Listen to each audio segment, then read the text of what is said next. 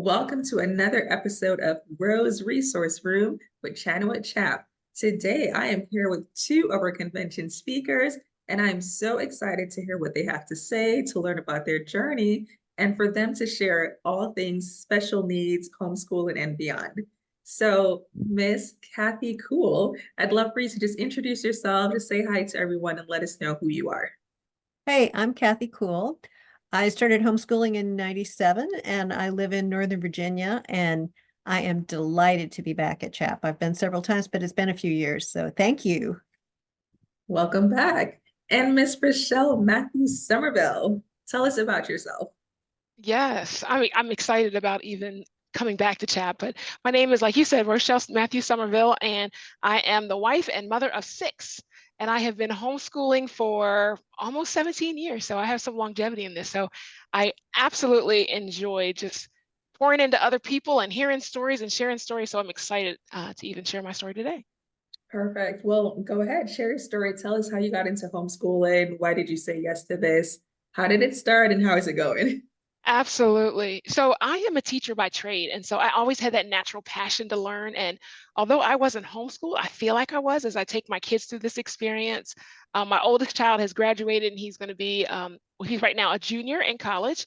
And then I have a graduating senior, and then two ninth graders, a seventh grader, and a fourth grader.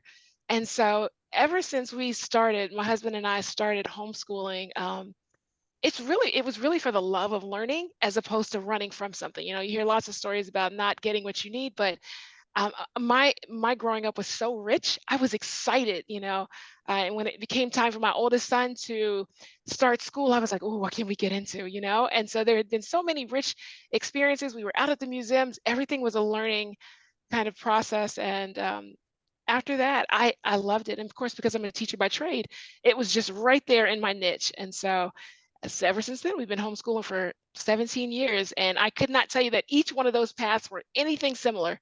And I even have twins in there. So that's the interesting part of that. I heard that I was going to ask, I was like, wait, two in ninth grade, are these Irish twins or real twins? Okay. Real twins. All right. Kathy, tell us about your journey. Sure. I also trained as a teacher, which I don't think is at all necessary to homeschool a child with special needs. And I know Rochelle agrees. So I'll say that up front. I taught junior high math. Um, and when I started having children, I thought I was done with being a teacher and sent my kids off to school. And my first child flourished. It was in an award-winning school. The vice president of the country came and said, we want schools to be like this one. But my son went through it. And even though he loved being with the kids, he was falling through the cracks. He would come home furious, just frustrated because he'd been trying so hard to pay attention and figure out how to read that he'd explode if we asked him to put away his backpack or something. Mhm. And if you've had that situation of trying to remediate with an exhausted child after school, it doesn't work. So we started homeschooling just over the summers because I thought the school can't teach them, how can I? And I thought I've trained in junior high, high school math and English. I did double certification, but that didn't involve helping a dyslexic learn how to read or helping an ADHD child sit still or learn to count. So after a couple summers and a lot of encouragement from homeschooling friends and folks at HSLDA, I decided to give it a shot for fourth grade. And wasn't perfect. We had hard days, but it was better than anything else. And my son was making progress. Sixth grade, the neuropsychologist assesses him and tells him that by homeschooling, I'm doing the best thing I could for him and that I should write a book about it. Well, the world didn't need one more book about one family story and what worked for them. So I interviewed 64 families who were homeschooling kids with diagnosed learning disabilities after he graduated. We did fourth through 12th grade. After that, then I had time to write. And interviewing them, I pulled their stories together and looked for patterns and tried to write the handbook that I wish I'd had back long ago when we started. Now, my kids are grown. My local grandchild is in public school, but I love working with her after school and other times. And my daughter, I'm happy to say, is homeschooling her kids in Southern California. So get out there and help out whenever I can. Wow, I love it. And thank you for giving back in such a powerful way. You could have been a little bitter and said, well, I didn't have this when I needed it, but instead you paid it forward and you said, you know what, there are other people who need this. So I'm going to be the resource, even though I couldn't find the resource for myself. So thank you for that. Thank you. When I first spoke at CHAP quite a few years ago, I think it was 2007, a couple of board members came up to me and I was thanking them and they were saying, no, we thank you for coming, because they said one of the biggest questions they were getting, and this was back way even 2007, was help, I want to homeschool a child with special needs. Yeah. So let's stay on that for a little bit because I've heard the term special needs, I've heard learning disability, I've heard neuro um, diversity or neurodivergent learners. Is there a politically correct term or is there a term that sits better with you? Like what should be said, or does it not matter? Everything is just accepted. Go ahead, Rochelle. Yeah, I could definitely start. You know, what I have learned over the years is that it is really family specific. Like there are things that are not okay, but then in that realm of what do we call the family or the child? A lot of families do have preferences, and it's based off of some type of experience. And so what works for one family doesn't work for the other, just like everything else Right. in their life. So I am always hesitant to say that this is what we label it.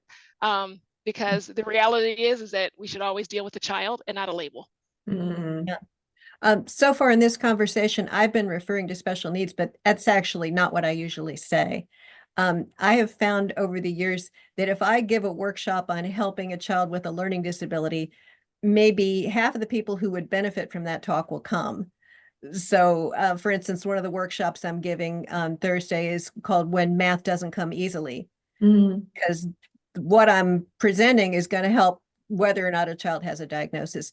So my book is first book is Homeschooling Your Struggling Learner, which is another nice broad thing because you got some parents who are really allergic to labels.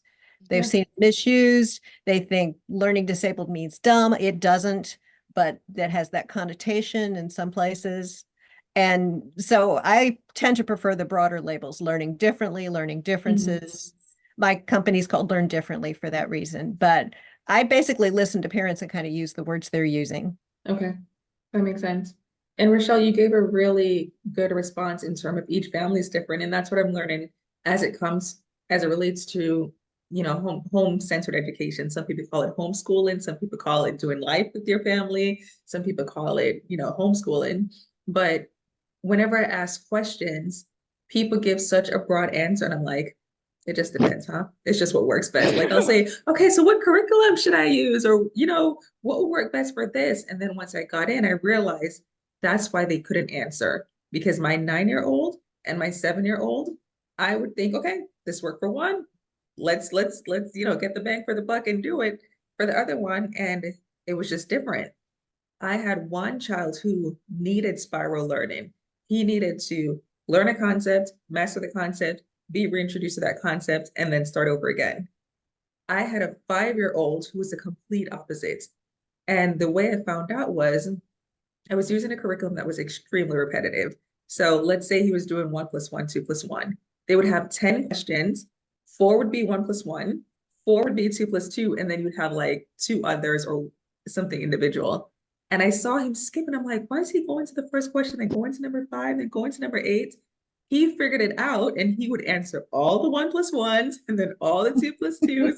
And I'm like, I see what you're doing. It's brilliant, except if you get one wrong, then now you get all of those wrong, right? But my point in saying all that is there is no one size fits all, not even with the family, because you can have, like you said, you have twins born on the same day, shared. They were roommates before they were roommates, and they're even different. So thank you for illuminating that. I actually love your story because I mean you bring up the twins and so the twins were all my kids were little, they're clustered together, and so it was a little overwhelming at moments, but I would definitely do it again. But for the twins, when the twins are 3 and 4, number 3 and 4 child, and so when I had 1 and 2, and I was like, okay, this is like having just one child. I can do everything the same. When they start school, I just buy one of everything, and they are polar opposites. So one actually has ADHD, lots of executive functioning issues, got to do a lot with organizing him. And the other, if he hears something twice, he checks out on me. And it's so like, oh, okay, let me think about this. So it was literally like coming up with two different programs. And I had to realize, okay, just because they were, they're the same age and they look alike doesn't make them, not unique. And so I think your story is a testimony just to the uniqueness of kids in general, whether Yes. they have a label or not. Mhm. I love that. Yeah, I've more than once I've had to kind of break the news to moms that, well, I'm sorry that math curriculum that the first two kids love, just buy a different one. Let me help you here. Yeah. You don't make So, them all wear the same shoes. You shouldn't make them all do the same curriculum. That's right.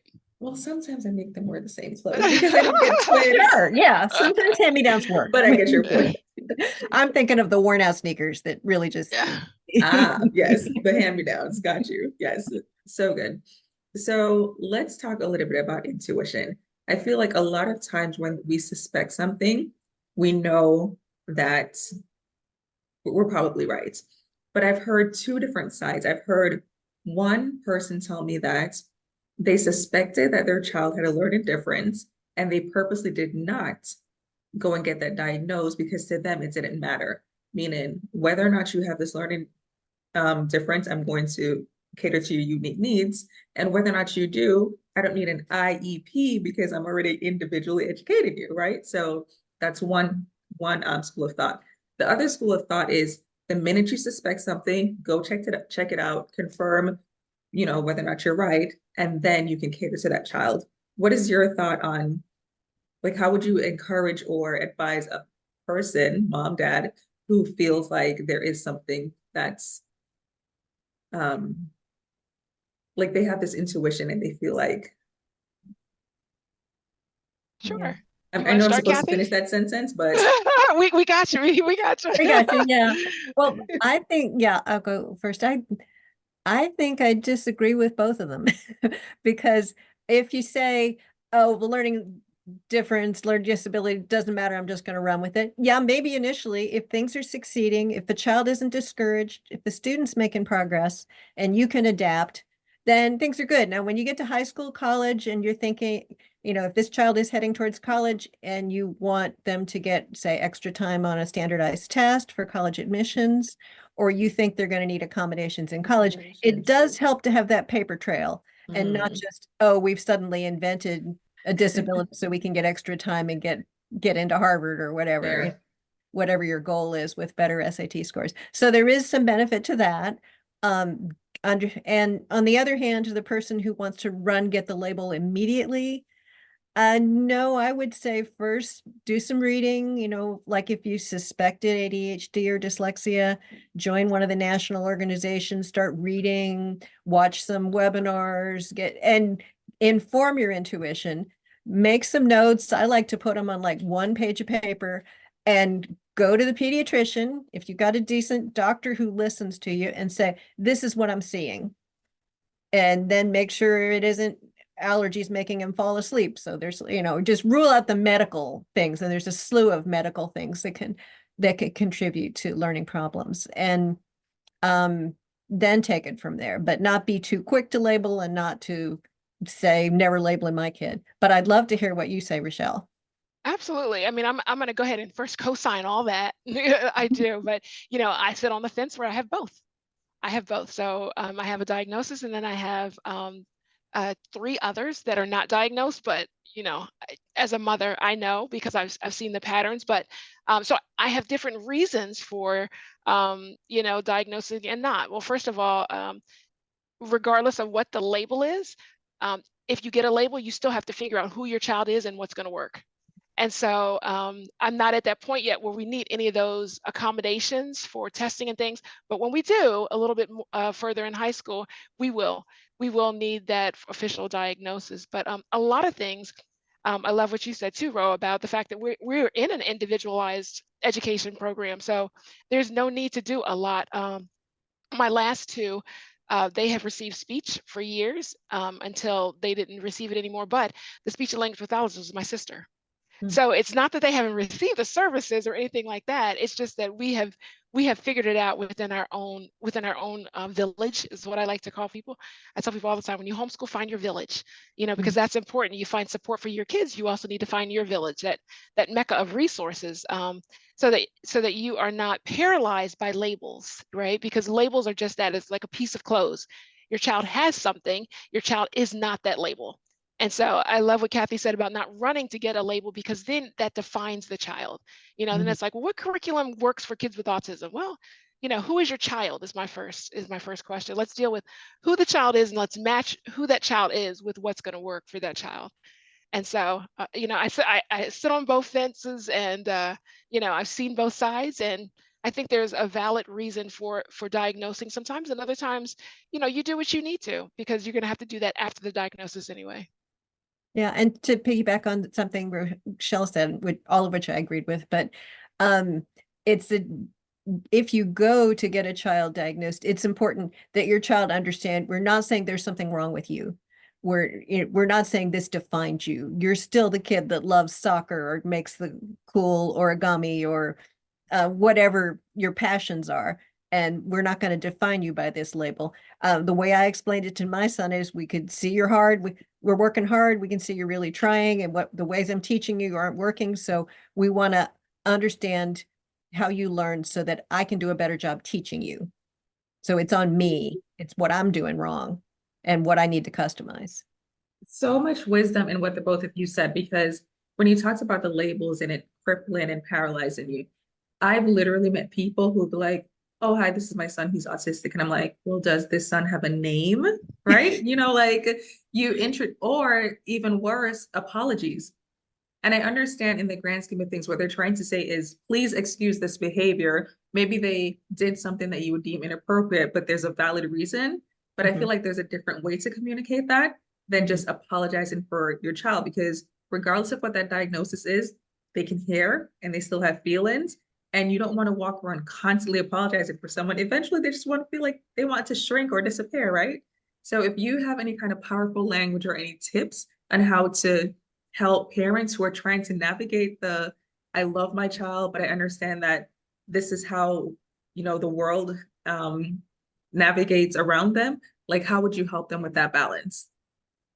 Do you mean like helping a co-op teacher understand, or? No, not even. So like for a parent, instead of the parent saying, apologizing for something, what's like a more powerful language for them to communicate what they want to say?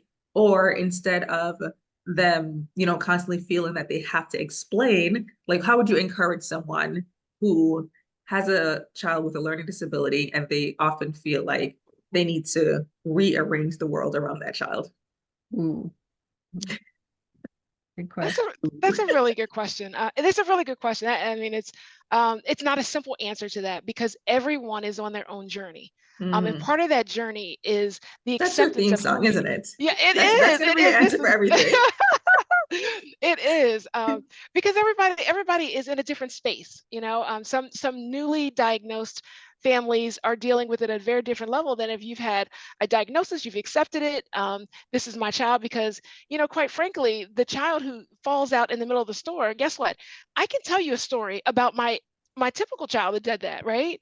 And so it's all on the continuum of learning. And so I tend to encourage parents by, first of all, relating to their story. I mean, probably most of the things that their kids have done, my child has done, but where do we go from here? How do we work through it? Because a lot of times is that they don't have answers, or they're not sure what to do. And so therefore it's like, this is great. He's fallen out on the floor. Why? What's the why behind it? Like, if it's to communicate that he wants that from the store and you didn't get it, then we need to replace that behavior with something that is that's more socially acceptable, or that's more appropriate for you as a parent.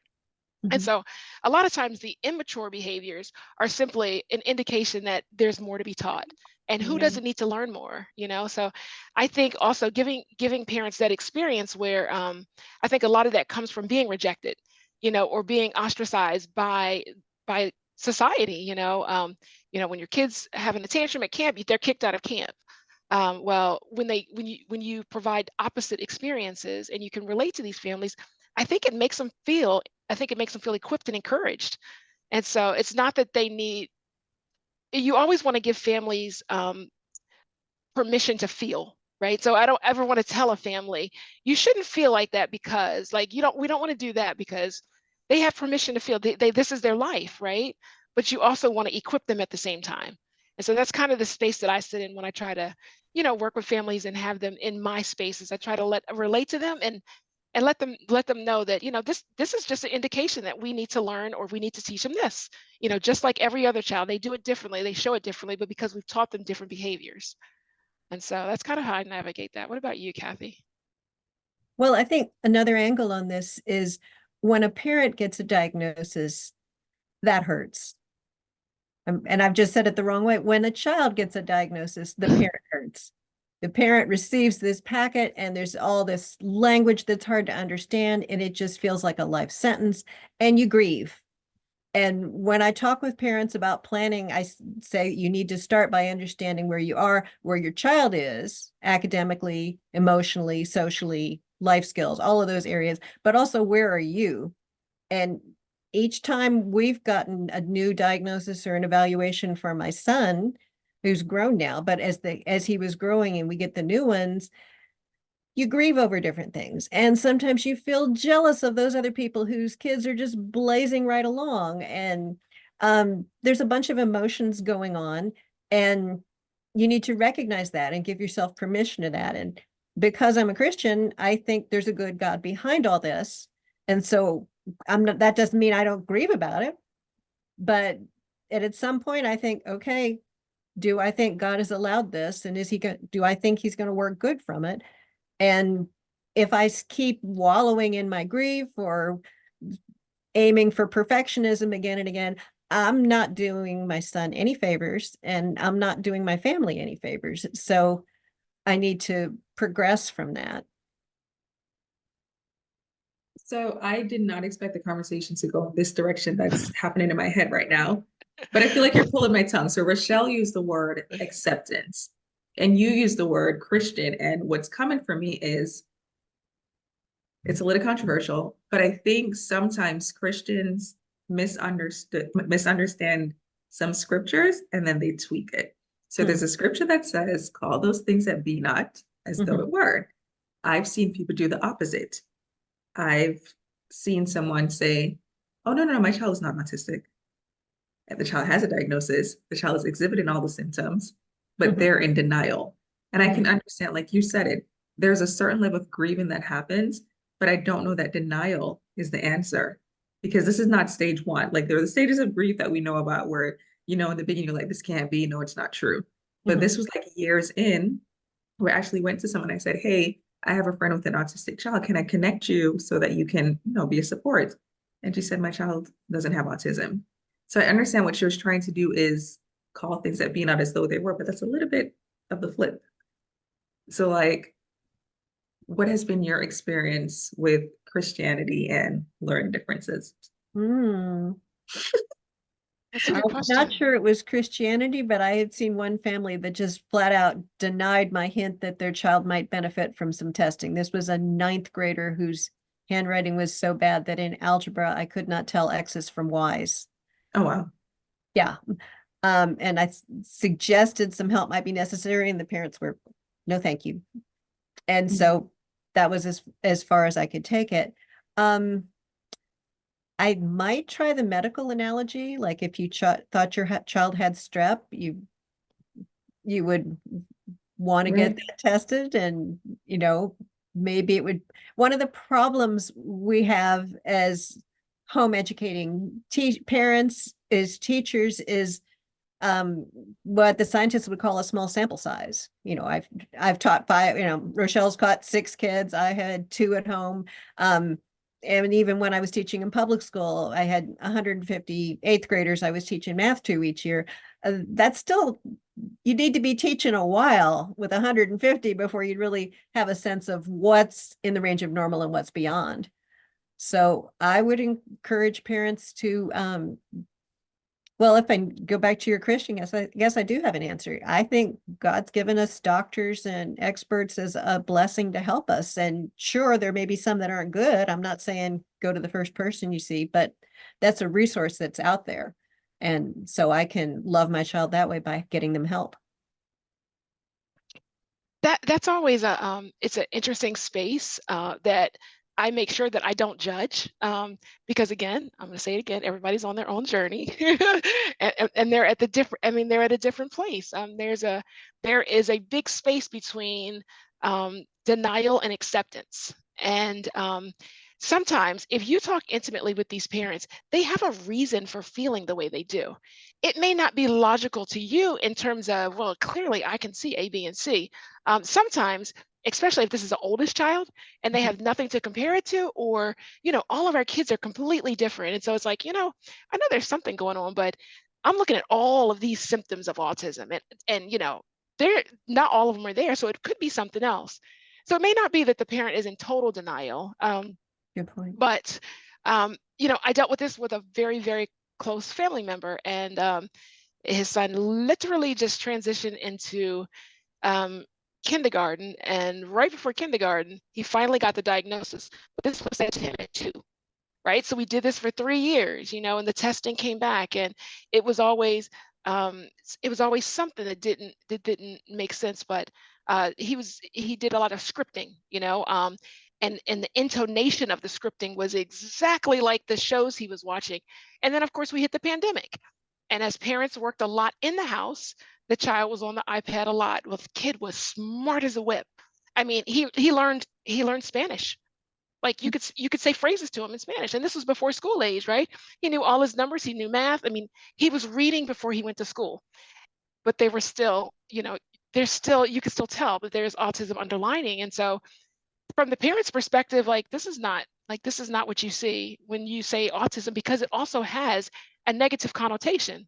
Mhm. So instead of talking about a disability, I like to talk about, well, where do you see your son? What are the goals for your daughter or your son? Let's talk about, are you where you want to be? Like each year, do you see progress? Talk about the here and now. And sometimes they will eventually see it. Well, he's not progressing. I see that he only moved from here to here, or she only moved from here to here. Talking about it in real practical terms with a lot of families that that are not ready to accept or don't see certain things, sometimes makes a difference. Also, I think sometimes we have to remember that we come with a lot more background than a lot of these families. Mm. So how would they know, right? They may not even know the diagnosis you're talking about, but all they know, they saw it in a movie and this kid did nothing in the corner. And a lot of times when you say autism, there's an image that comes in your head. And so of course that doesn't necessarily always work. But I think that there's a lot of reasons why parents or guardians can defend why they don't believe their child has a disability, but rather speak about it in terms of difficulty. Mhm. And so I love what Kathy said. If you talk about in difficulty, you may get a little bit further. Or even a difference is Yes. another angle to go with this, because and I think another way to appeal to parents is leveling the playing field. If this is a child who would benefit from this help, like take assistive technologies, they're coming up with new stuff every week and we can hardly keep up. Even the stuff that's built into our computers and phones and tablets is updated regularly, and there's all these cool little widgets. Unless you have someone with expertise in that, it's hard to know all the things that your device might do that would accommodate this child. Yeah, those are really good points. And I hear what you're saying, Rochelle, in terms of the acceptance. I think a lot of times it's culture, sometimes it's shame. And going back to the Christian piece, I think sometimes the idea is that if you accept that, then now you're canceling out God's power to do something else, right? Versus accepting this is the life that I have, and I'm going to love this person regardless of any label. But it's like, oh, if I accept this, then now God can't turn it around. I'm canceling out the healing. And I'm like, I don't know, that's how it works, right? Yeah. No, that's a good point. That's a very good point. And there's nothing that would suggest that God made us all the same. I mean, that's the beautiful thing. Fingerprints, right? Absolutely, absolutely. That's the beautiful thing about, this creation of a human that he made, is that we are all different. And I think we all have a place and a space. And I think that when we function like that, it'll be a little bit easier for everybody. Mhm. I love that. I want to take you out of a box. I don't want to ask you a specific question because I feel like there's so much to glean from you, so much wisdom, and I don't want to keep asking you specific questions where you can only respond to this. So, as general as it gets, what are you? I may have frozen. What are two to three things that you think that you wish everyone knew? Hmm. Hmm. I'm gonna go first, Kathy. Yeah, I'll throw out one. you want me to, or you want to? Go ahead. You can, okay, you can go ahead. Um, enjoy your child. First thing I ask parents is, what's your child good at? What do they enjoy doing? And even if it's they're obsessively collecting bottle caps, or they're really good at telling you in tremendous detail about that movie they just, whatever it is. Right. One of the women I was helping here in Virginia's son was really into vacuum cleaners, and whatever they're interested in, you want to encourage that. I mean, not that they're going to necessarily make a career with vacuum cleaners or bottle caps, but that passion, or soccer, they might, but they might not. Those passions are teaching them skills of discipline, of organization, and they're so good for how they feel about themselves. Because if they're struggling in school, and your homeschool, I mean, at whatever age, at some point they may start thinking they're stupid. With my son, it was probably first grade. And he's not. But you see people who you don't seem as bright as you, but they can do that task on time and they can get things finished. Little sister passed me in math and now I feel stupid. Those are common things. So you've got to nurture your children. Well, Dr. Richard Brooks, whose book is over there, that's why I'm staring that way. He refers to islands of competence. Imagine you're swimming sunk in the Pacific and there's an island there. You're going to cling to that island. So we want to help nurture that in our kids. I think that's my first one. I'll think of some more while Rochelle's talking. How's that? Okay, I'll give you a nugget. I would like, if I could have one thing at the top, I mentioned it before, but I think to encourage everybody, I say one of the first things you should do is not run out and look for a curriculum, but it is to build your village. And I'm going to say we spend a lot of time figuring out what our kids need. And that's great. And we do a great job as homeschool parents. But there's another side to this, because when you are lost with answers, you also need your support system in place.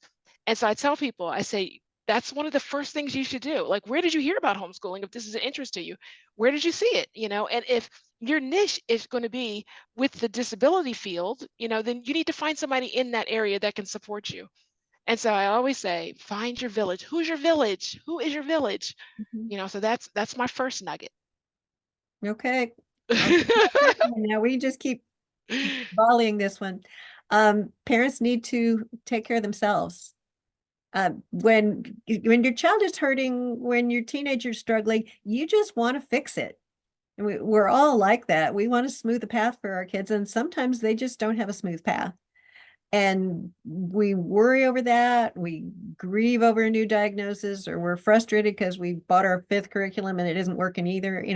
So there's a lot of frustration and pain at times. And if parents aren't doing things to take care of themselves, then we're going to snap at our kids. Marriages can struggle and unravel. So we got to take care of ourselves. And by that, I would, we said, if you went to the hardware store, it counted as a date, as long as you didn't talk about kids half the time and as long as you got ice cream afterwards. So that we'd have those kind of dates, but you've got to nurture that relationship to help and take care of yourself. Going to bed, not staying up till 3 looking for the perfect solution on the internet is a great example, because you're going to be a crabby parent the next morning if you stay up till 3 regularly. So, or for me, even to midnight. You ladies are so gracious. You give me like 5 tips in one, and then you say, well, that's one. I'll think of another one. And I'm like, whoa, I just heard 10. Thank you. Yeah. So Kathy took my second one. So now I got to think of something else, because that's really important. That's really important. I'm going to say when you have a child with special needs who does not learn in that typical developmental pattern, you have to get ready to celebrate the small things. This was huge for me because a lot of families, they'll pick up that curriculum and they'll say, well, I feel like a failure. Well, you feel like a failure because the curriculum wasn't right, your expectations weren't right, and the child probably grew expeditiously, but you didn't have a way to measure those small little things. Mm. I know with my son with ADHD, he's in ninth grade, and I can't tell you how I mean, inside I feel like crying when he gets through one thing without getting up. Like even if it's 15, 20 minutes, like it's significant. When he starts a task without me having to intervene, it's significant. And people look at me like, he's in ninth grade, shouldn't he? No, no, these are our milestones because we weren't there. We were definitely not there. And so it's the small things. And also a lot of times when you have kids with special needs, it's not only about academics. Like it's the behavioral things, you know, initiating the task and staying on task and staying in the seat or asking permission to leave and then actually coming back. You know, those are two different things, right?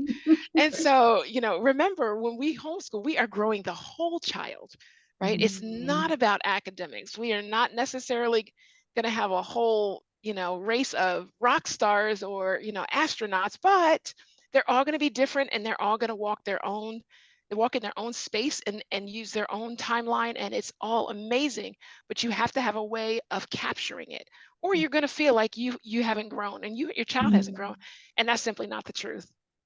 Rochelle, let's stay there for a little bit because I hear you dropping all these executive function Sure. terminology. Can we talk a little bit about the importance of executive function? And I'll give you a little background. So I never thought about executive function for children, and I'm like, regardless of your learning difference, why isn't it taught to every single child? I'm a productivity coach and I'm helping women right now to say, okay, well, this is the organization piece. Let's talk about metacognition. And it sounds like it's not until something is quote unquote wrong that we start to teach these valuable skills, which is another reason I love homeschooling because you're teaching them real life. But I'll get off my soapbox. Please share about the importance of executive function in just the general homeschool environment or just for a general child. Absolutely. So first of all, there is this kind of cloudy umbrella that only kids with disabilities suffer from, you know, executive functioning difficulties. Well, first of all, everybody needs to know that we all function with our executive functioning. I mean, these are the things that help us get to places on time. It's time management, it's organization, it is starting a task. I mean, it's a lot. It is a lot. It's a lot for me, you know. But the thing is that what we do is we have tools, like, you know, we have our cell phones that go off. You know, there's always something beeping around this house and people are like, what's that? I'm like, nope, it's not the washing machine, it's just Alexa. You know, Alexa goes off all the time, you know, to keep time management. You know, so these are just really good tools, tools that you use in regular life, right? I don't think we as adults realize how many you know, visuals and how many tools that we use just to navigate a day. You know, it's like, well, you know, you use tools too. I said this to a parent, and parent's like, no, I don't. I'm like, do you have a cell phone? Yes. I said, do you have a calendar? You know, do you color code anything? All of these.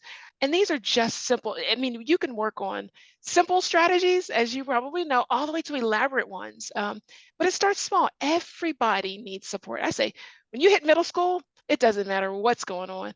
All of those kids could benefit from some type of structure that provides them strengthening of their executive functioning skills. It's a lot. You go from everybody doing things for you, and then we throw you in where you have to find the classroom, you have to find your locker, you have to change books. It's a lot all at once, you know. And so just working and having children be aware of what those skills are, you know, it also helps them to realize I'm really good at this, but I need a little bit of support at this. You know, that's powerful too. It's not all or nothing. You know, it's not like, Kathy, you don't have executive functioning skills, you know, and Ro, you have them all. Now, it's not that. It's like, it's again a continuum of, you know, where are your strengths and where are the areas of needs that you need support. And so I love working with kids, and actually, I mean, even when I'm not specifically working on executive functioning, it's always in the back of my head, you know, how can we help this child? And at the end of the day, the answer is typically something with executive functioning. I think it's helpful to discuss this because for a lot of us growing up in school, we just kind of learned all this stuff by osmosis. maybe the teacher, teacher says, write down the assignments. And maybe if you had a teacher in middle school, they'd say, and have your parents initial it, so that I can see that it got home, but then by high school, it's pretty much figured out, kids, get a little notebook and write it down, or maybe, but when we've got kids with learning differences, we have to teach it not only explicitly, but repeatedly. I tell parents, plan on teaching planning over and over. And over the years, we'd buy different calendars. I'll let my son pick one, find what worked for him. I think a day timer ended up being his favorite. I also scaffolded it, to use the education term of, it was too much for this dyslexic dysgraphic guy to write down all his high school assignments. So once a week, we were in a co-op and he was taking a couple of classes with different people. So I'd say, okay, bring all the pages here. Here's a list you have for me of what's due for me this week. Now, and here's when your classes are. Here's a calendar. When are you thinking you'll do what?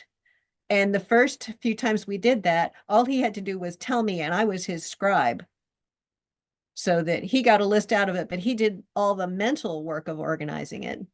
We also had a schedule posted on a whiteboard, even from 4th grade on, because unaware of time, it was, how much longer is mom going to afflict language arts on me?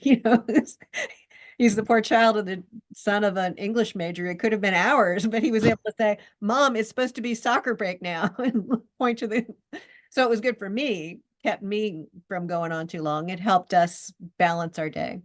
So, but that's a lot more than I would have done for some other kids who didn't need it. Well, who we pretend don't need it, right? True. I feel like we do need it. Mhm. Yeah, like even for me, like it's the work and memory piece. I'm like, okay, I know that I have a 1-year-old, and that meant for 1 year probably wasn't getting any sleep. And for me, my coping mechanism was writing it down. So I feel like we all need it, but we just kind of like, we actually do a disservice. Yeah. So, right, because if these are skills that help you to cope, to manage your day, to plan, to start and actually complete tasks, then like I said before, everyone needs to learn this. This is a life skill, right? Absolutely. And the interesting thing is that a lot of times parents get frustrated because they're like, I've tried this and I've tried this, and and then it didn't work, and so they took it back. And it's like, well, wait, remember, this is not your system. This is your child's system. So your job is to keep going until they find something that works for them. Mhm. I can't tell you all the supports that I've pulled out just for my 9th grader, and he finally was like, as he got older, the beauty is that he was able to articulate why one system didn't work, and so then I could better match what he needed. But at Mhm. first I was like a magician. I was literally like a magician, and I couldn't understand why this worked for 2 weeks, and then you're telling me Yeah. it doesn't work. You don't like this calendar anymore, but you drew all in it, and finally he was like, it's too much on one page. I literally can't see it. Like everything is equally important, and I just can't see what I Mhm. need to. Mhm. Okay, that was a gift to me, Yeah. because it wasn't his failure. It was, I just haven't found it yet. And so, I mean, I love that, but do understand, as a parent, it's going to always change. The supports that kids and young adults need, it changes. And so that first calendar that worked, that you pulled out when your kid was in 5th grade, is not going to work all the way through high school, Yeah. right? And then the goal is to slowly give them the responsibility of organizing, and so they have to find something that works for them. Mhm. It's tempting to want to give our kids what worked for us and be Yeah. frustrated when it doesn't work that way. But it's also good to just be very broad-minded about how your child wants to organize their stuff. Some families I know have their kids, couldn't get their kids to hang up clothes in hangers or put clothes away in drawers, but clear plastic bins were with a picture of a shirt on the front, and this is where all the shirts go work. Or Right.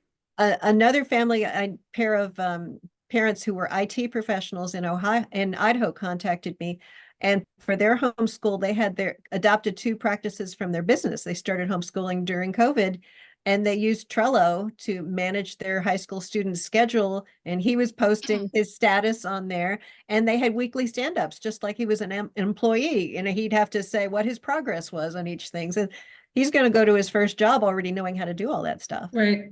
Yeah, that sounds That's like great. my MO. All right, ladies, I want to shift this to character development, because I'm listening to him like, have you always been so amazing, so graceful, so, you know what, Lord, just download whatever I need and I will do whatever I need for this kid. Like, tell me how this has shaped you.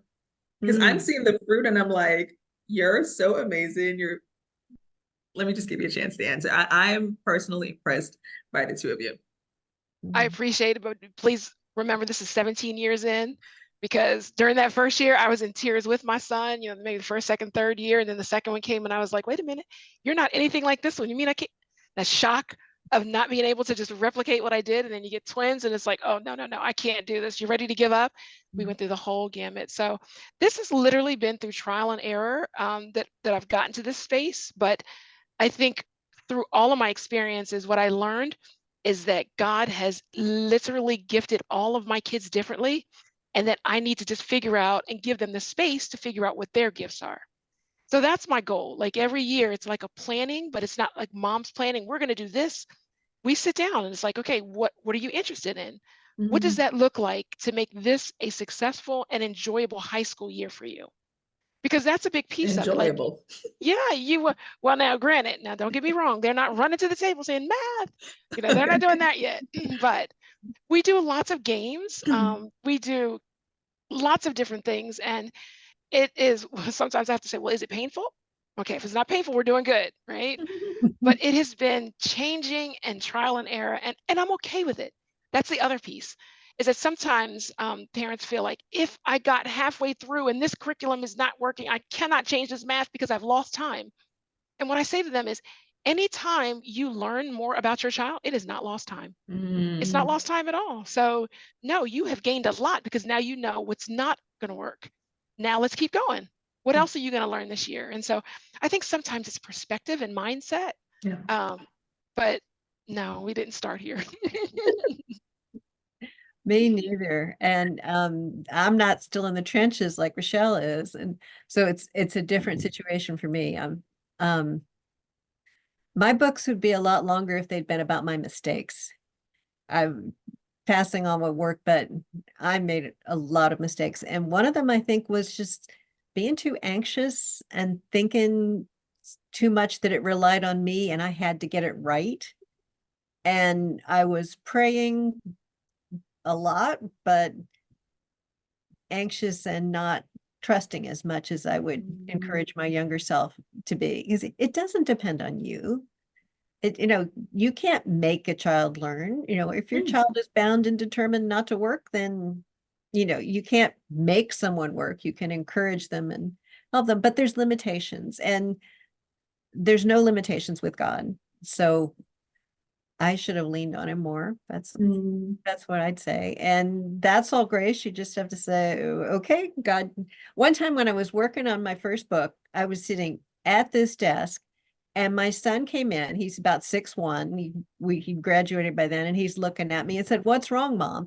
And I just picked up a book and I said, "I've had this book. I've known about it for years, but I'm only reading it now. And I wish I had read this 8 years ago." Mm. And he comes up and he pats me on the shoulder and he says, "It's okay, Mom. God knew you weren't going to know until now." And it just chokes me up, because I thought if I had to choose between the kid who could read on grade level and make it through college in 4 years and the kid who recognizes God's sovereignty, I got what I want. Mm. Absolutely. Wow. Oh my gosh. I love that. I'm not condemned, but I'm convicted. I'm so convicted by what you're sharing. I remember once my husband and I were together and we saw a little girl and she said something to the effect of she's shy. And after that, he said to me, well, that's pride. And I'm like, how's that pride? What he was trying to say is she thought so much of herself that she was so concerned about what everyone was thinking. And that's why she was shy. And as you're talking, what I'm thinking about is all these nights that I spend looking at different things, all this time that I spend trying to control the situation and not doing too well at managing expectations. It was pride. No, it is. Like I'm deep in it. My kids are 7 and 9 and I have a 1-year-old. But it's pride, it's control. And I think my own personal development is learning to trust the process and learning to trust the creator. Like he loves my children more than I could ever love them or even fathom, right? And here I am like, well, what is this curriculum that I need to purchase? And how many questions do they need to answer to gain mastery? And it's like, what about the relationship? What about what God sees? What about the way they're wired? Why are they wired this way? Because Mhm. God created them this way for a purpose. So for anyone who's listening, let the reins go. Give yourself a break. You're not that important in the grand scheme of things. This is God's big plan. This Mhm. is his idea, homeschool and the institution of family, the institution of, this home-centered education that we're doing. It's God's big idea. So give yourself some slack, mamas. Any final thoughts, ladies? Amen. Wow. I was about to say, wait, you want me to come after that? Yeah, absolutely. Thank you, thank you, thank you. Well, I always tell people that I tell people at the end of my presentations that homeschooling is not easy, just like parenting is not easy. Nobody sent them home with, instructions or anything like that. Mm. But I truly feel like homeschooling is a calling. And when God calls you, he also equips you. And so a lot of times we just have to sit still. We have to, because he knows where they're going to be despite what you do. And regardless of what label or what strengths or weaknesses your child comes with, he's going to provide you with what you need. But sometimes you just have to sit still and trust. So I do love what you said, Ro. Yeah, I agree with all of that and encourage folks to look for other folks to lean on. Don't go it alone. You may be an online group of other people homeschooling kids on the spectrum or whatever area it is. Maybe it's one woman in Pennsylvania told me it was easier to explain homeschooling to the autistic support group than to explain autism to the homeschool support group. So she found help connecting with that local group, even though she was the only homeschooler in that town's group. Oh, So be broad-minded about where you're looking for support, because sometimes it shows up in unexpected places. I love it. I like that. One thing I would share with anyone who's listening is to look at the superpowers. I think sometimes the reason people run away from labels is because we focus on the weakness or we focus on the opportunity for improvement versus the things that they're good at. Okay, maybe they can't sit still for X amount of minutes, but are they amazing at music? Can they teach themselves how to do something? Can they memorize something that's beyond their grade level? Like look at the things that are really, really good.